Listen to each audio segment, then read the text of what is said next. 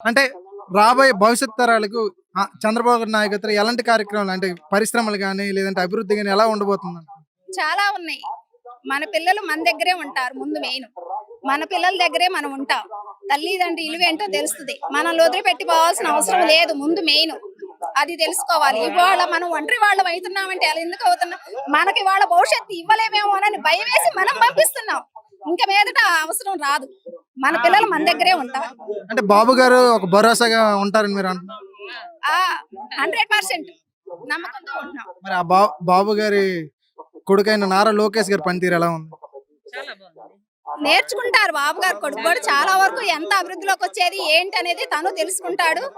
అంటే చిన్నత్వం కదా అన్ని నేర్చుకుంటాడు. ఆ లైన్ లో ఉన్నోళ్ళు అదే అడుగులో నడుస్తారు. అయితే ఈ కూటమి ప్రభుత్వంలో భాగమైన డిప్యూటీ సీఎం పవన్ కళ్యాణ్ గారి కోసం మీరు ఎలా ప్రభుత్వం అనేది అంటే ఒక్కళ్ళం కాదు అందరం కలిస్తేనే అది కుటుంబం అన్నది సమాధానం. కూటమి అంటే ఇద్దరు కాదు కుటుంబం అందరూ కలిస్తేనే కుటుంబం.